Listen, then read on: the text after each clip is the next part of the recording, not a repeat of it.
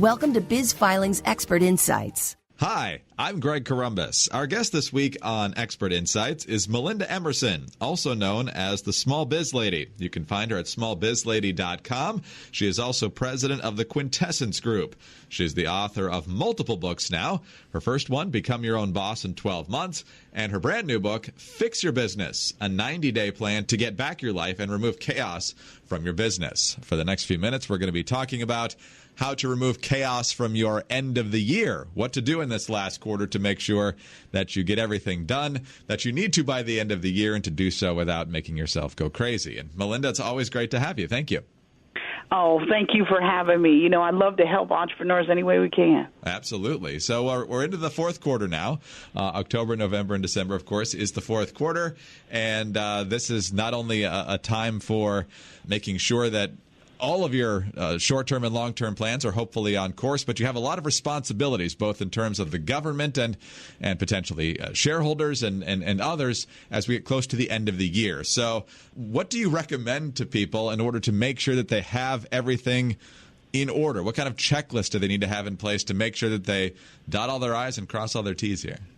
Well, the first thing that they need to do is this time of year is the time they should be meeting with their tax accountant, their tax preparer, because if there's anything that needs to be done before the end of the year, now is the time to be doing it. If you're thinking about purchasing a major purchase for your business or thinking about bringing on new staff for the new year, like this is the time to be sitting down with your tax preparer and even the person that does your books on a regular basis, because it might not be the same person, and working on the budget for next year and then figuring out any tax planning strategy that needs to be executed before the end of the year. That's number one.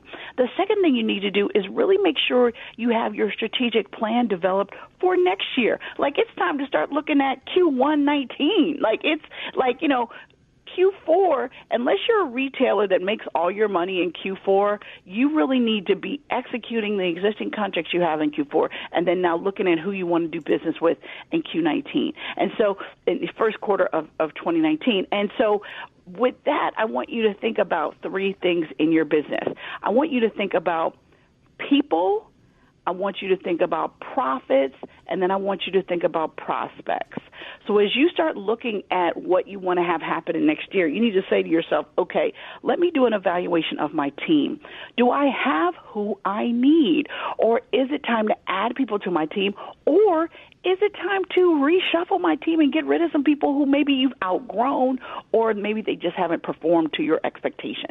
Now is the time to be thinking about that and planning for that and maybe even putting some feelers out about who you might want to bring onto your team. And then the next thing I want you to do is think about profits. And from profits, I want you to think about three things. Number one, what are your most profitable products and services? What has been the profitability of your company last year over this year? Have your profits grown? Because I don't care about what you make, Greg. I care about what you keep. And you need to be measuring the profitability of your business. And then you need to think about how can you increase your profits going into next year. Wow. Let's talk about personnel. That's always one of the tougher areas, especially if someone's not working out. What general guidelines do you suggest for determining whether a specific coworker or employee just needs a little more encouragement, a little more direction, or whether it's just not going to work? Well, the first thing you have to look at if someone on your team is not performing is what have you done to set them up for success?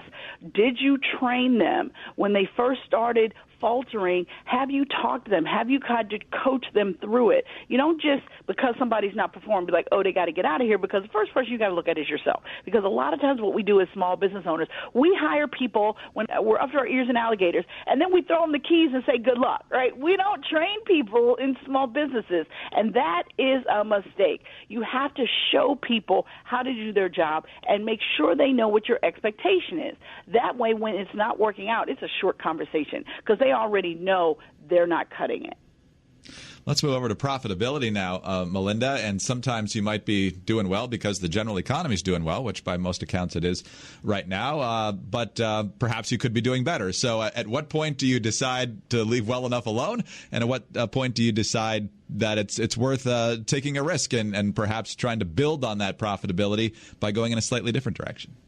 Well, you move in a slightly different direction if things aren't going well. If things are going well, you want to figure out how you can do more, how you can – I mean, the thing that what makes me crazy about entrepreneurs sometimes is that we spend so much time chasing new customers as opposed to nurturing existing customers. Somebody's already given you their money is far more likely to give it to you again. So what are you doing to talk to your customers about what their needs are, anticipating their needs? You want to get into a partnership with your customers. You don't just want to have a transactional relationship where you sell people stuff and they pick it up. That's not what you want. You want to be able to grow with them and anticipate their needs. And yet that only happens if you're talking to them. Bigger strategy now. You mentioned that, it's the fourth quarter of 2018. We should be looking at the first quarter of 2019 and even beyond. Again, if things are going fairly well, should the plan look largely the same?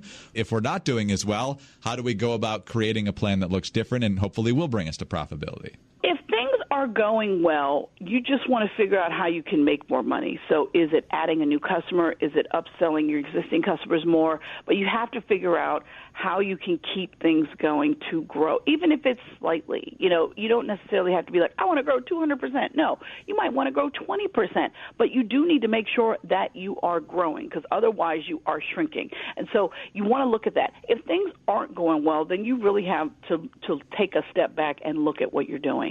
And really the first thing I tell people to do is really reconnect with their why story. Think about why you started your business and then think about why you should still be running it or if you should still be running it. Because sometimes businesses have cycles. Your hot season might have been 3 years ago. And so either you're going to have to figure out if you have it within yourself to reinvent and retool, or if you need to try to figure out, can you sell your business or can you pass it on to the next generation in your family? You really have to be thinking about, is there some technology that could reinvigorate your business or is there some technology that's come along and taken your cheese away, right? I'm pretty sure all the taxi drivers out here didn't see Uber and Lyft coming. They thought what they were doing was cool. And so you do need to be looking at the industry trends in your industry, the technology, and figuring out, is there a better, cheaper, faster way you can do it so that you can reinvigorate your business? Melinda, we were just joking before we started recording today that you were a small business owner long before you became the Small Biz Lady because that's how you gained your expertise. So as you look at this checklist that you gave us at the beginning of our conversation, talking to your tax attorney, looking at your strategy, looking at profitability and so forth, as you look back at your own career, what are some of the best decisions you made on these fronts and what are some of the lessons you learned the hard way on these things? Well, the one P we didn't talk about was prospects and sales. And I think the biggest mistake that I made early on was not understanding how important lead generation was.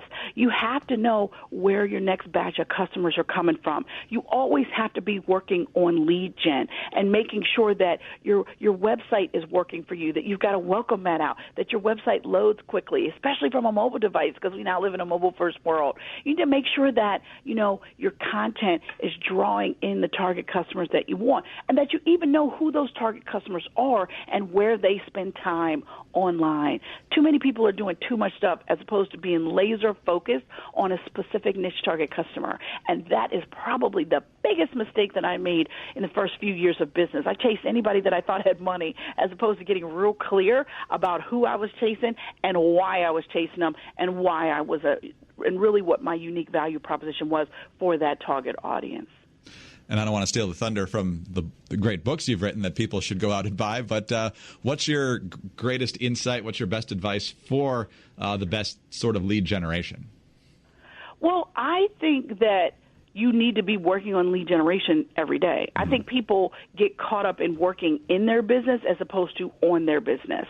And you need to make sure that you're picking up the phone, you're sending emails, you're writing thank you notes, you're sending out links to your website. You need to make sure that lead gen is a priority every day.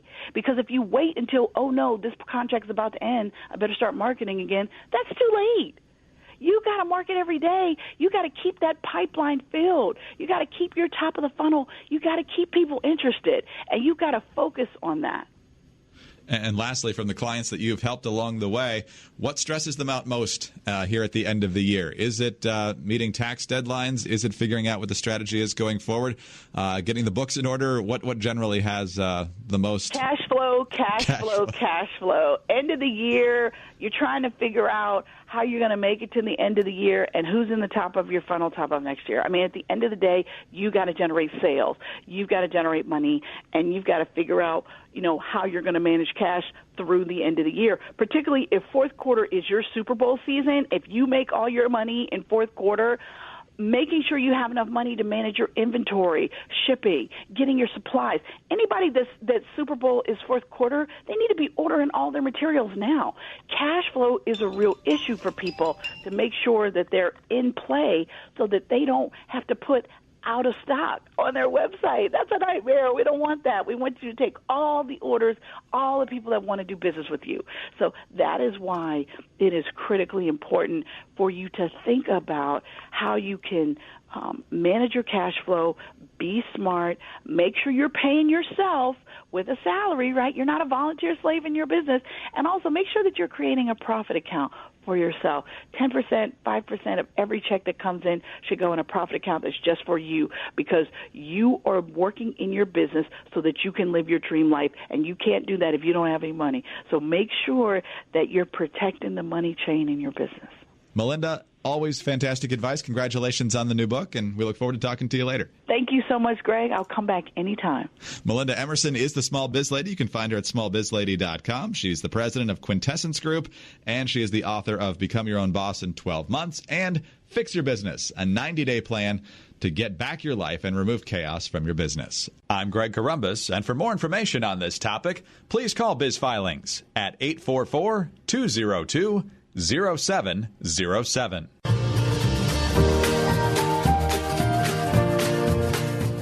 Biz Filings, a Wolters Kluwer company, has been incorporating businesses since 1996.